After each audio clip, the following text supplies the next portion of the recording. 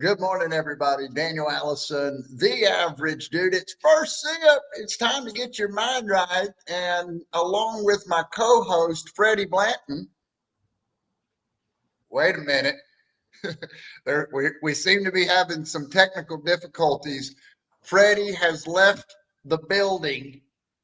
Freddie, wait a minute. He's coming back. He's My goodness, what happened to your arms? They're all swollen up this weekend. Oh, you can tell? I mean, I did work out this morning, but I had to go get a fresh cup of coffee.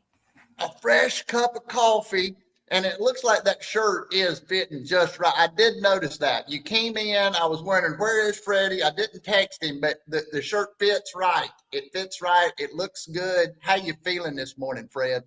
I feel tall, dark, and handsome, just like I did yesterday morning. Yeah, I love it. I love it. I don't necessarily feel that. Let's see how Gary feels. Gary feels, morning, you all. Yo, Happy all, Sunday. what up, yo, all? I wonder if Gary brought his lunch, and I wonder what it is this morning. Turkey sandwich. Turkey sandwich? No. Dude, he's a chef. He could have been a chef, but instead he got into computers. Have you not been paying attention? Good morning, Russ Hammond. Russ, I hope he sold some shoes this weekend and last week. Hey, I saw a name that I haven't seen in a while that just popped in and it put a smile on my face. But seeing everybody, including this guy, put a smile on my face. Let's go live from San Diego. Good to see Antarctic Mike this morning. And it's almost 8:00. Crush it. Let's go. Paul Pap, you know why he's in a good mood? Why? Because his football team won this weekend. Miami Hurricane fan. Oh, the U. Good. Hey, it's a good year for Paul Pappy and his Miami Hurricanes. They're looking good, huh? You know, they're not playing too bad. Not too playing too bad. Big Florida State on Saturday night. Aaron Jacobitz got my energy bus fare this morning. Is this seat taken? It's I love reserved for you. it's for you, Aaron. DJ, good morning. And he said, hell yes, he brought his lunch. And it's Antarctic better than Mike, a are the turkey sandwich. Padres still in the playoffs? What's that? I was asking Antarctic Mike, are the Padres from San Diego, are they still in the playoffs? Oh. You may bring up a little discontent, a little unhappy negative. How was your weekend, Fred? Oh, it's unbelievable. Unbelievable. You guys were on the go, weren't you? We were on the go. Went to Charlotte Friday night and Saturday night. My oldest kid had a basketball gig Saturday. So, man, I did like dad life, husband life, went to IKEA. Oh, yeah. You know, have you ever been there? I have been to IKEA. I don't So like much buying things fun. there because somebody's got to put it together. So much fun. And then we went to the Dolphins and the Panthers yesterday, and the Panthers come back, scored near the end. My 12-year-old was sad, but at least he got to go. Hey, now let me ask you this. In IKEA, I know one of your kids wanted something for his shoes to make sure his shoes were well organized. Yes. My son's a big shoe fan. Same thing. Did he find what he wanted?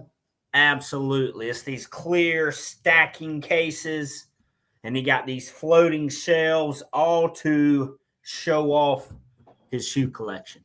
Did he get it put together? Is it put together yet? No.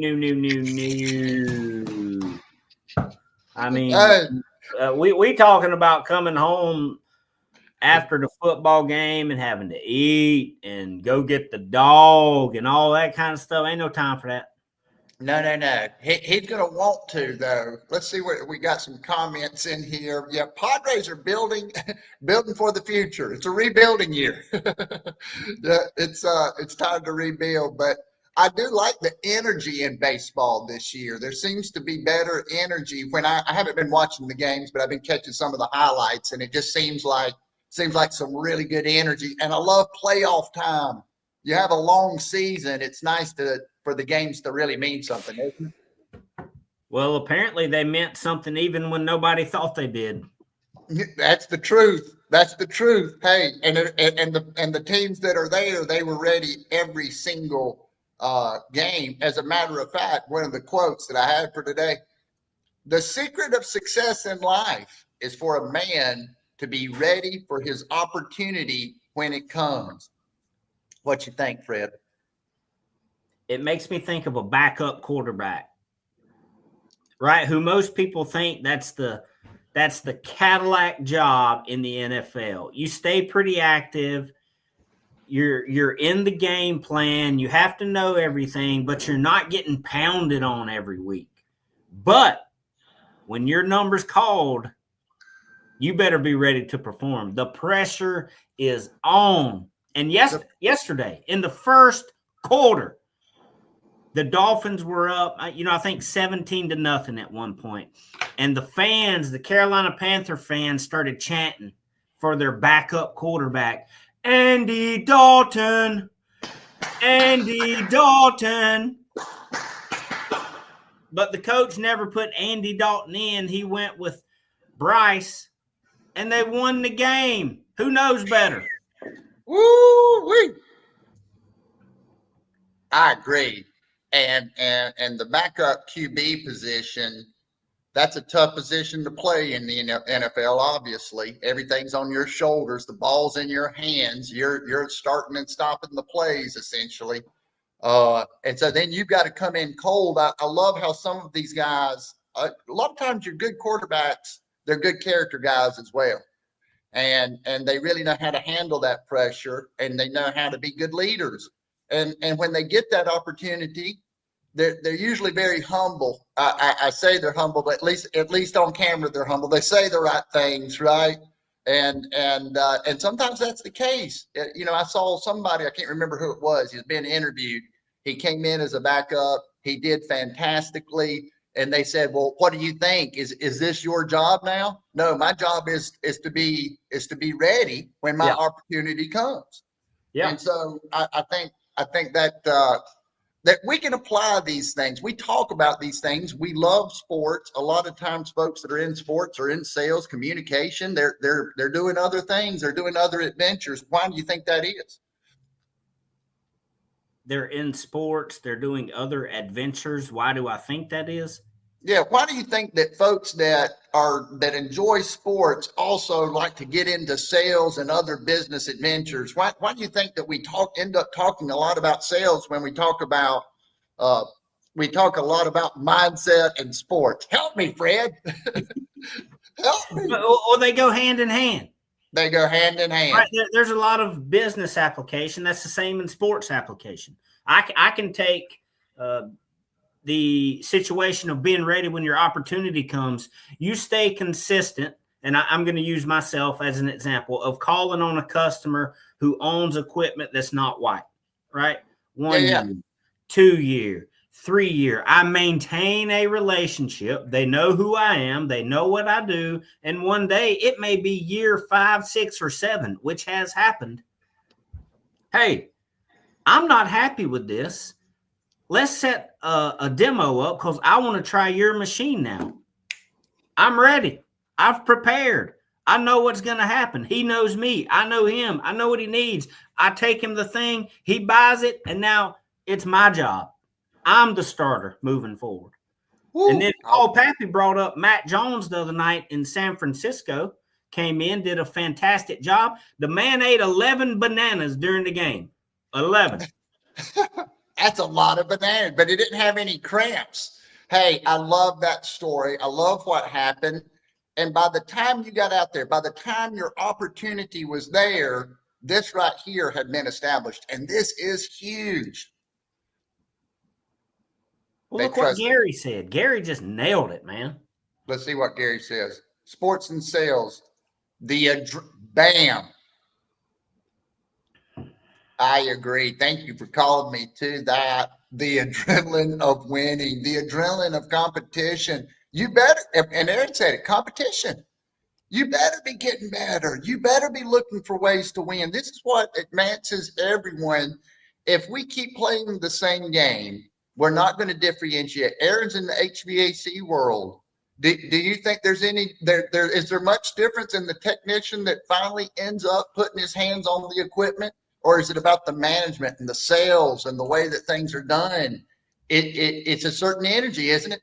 Yeah, it's the entire process. And Aaron changes everything when he puts that cape on. People know at that point, oh, this dude's for real. And just kind of just give it a little swing. Yeah. Hey, so I do want to ask you, trust is something that my dad and I were talking about, because once we have that, everything moves so much faster. And do you use the self checkout at at the store, or would you rather a cashier do it, or would you rather do it yourself?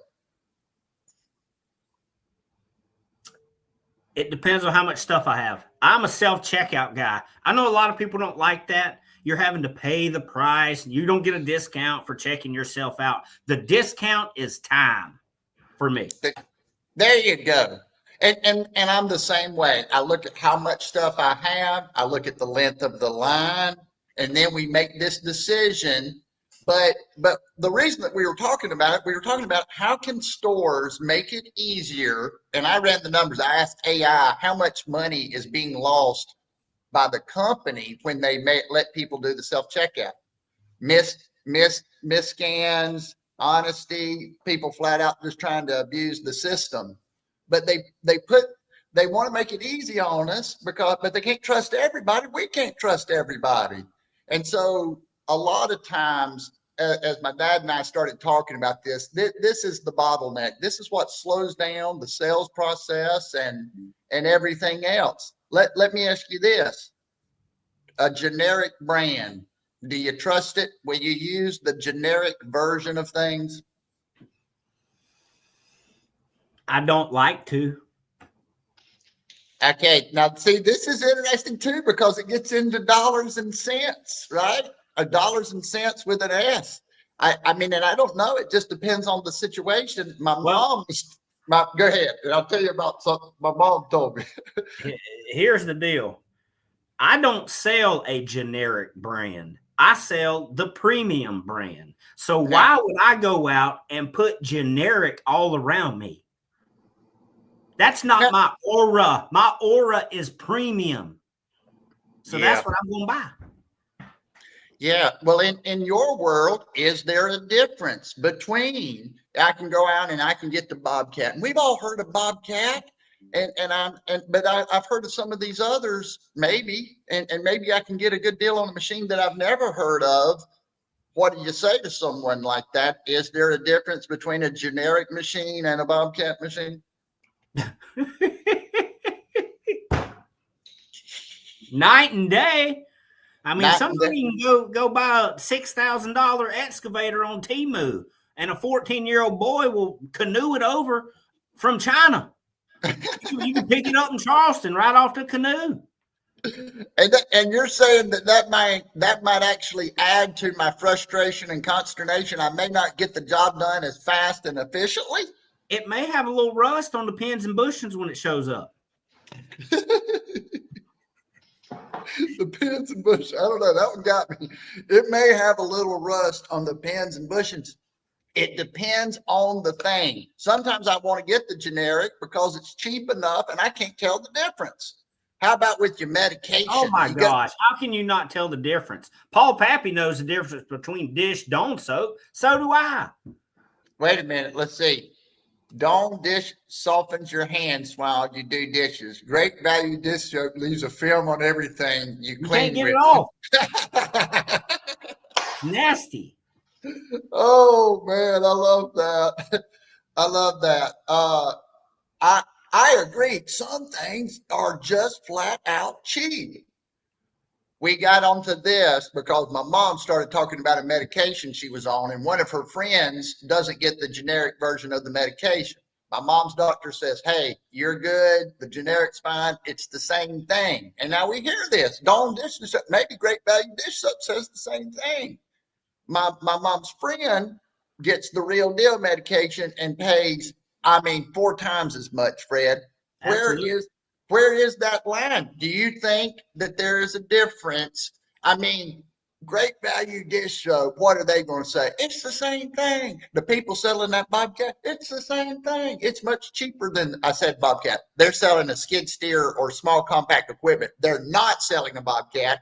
They're selling something that looks like it.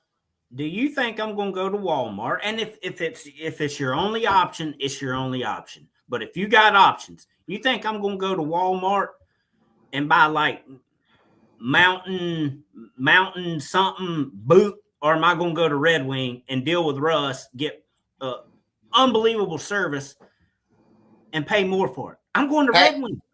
I tell you what, and we talked about it before, and I want to end with this. We're all a little overtime today. Quality, when you're in your business, money saved and downtime and getting the job done right. I just wanted to put Russ up here because talk about trust, talk about consistency. He's been here over 300 days with us, getting his mind right. He's got a great store right here in Spartanburg, South Carolina, and you feel the difference. I've walked into a lot of different types of businesses. It's a cool experience to walk into that Red Wing Shoes right there in Spartanburg. Go see Russ Hamming, buy some boots. Fred, final thought on this Monday. I want to crush it this week. Tell me something good. Yeah, tell me something good. Hey, go spend extra money on the real deal. On the real deal. Let's go find us a real deal. See you tomorrow live, 7:55 for First Sip.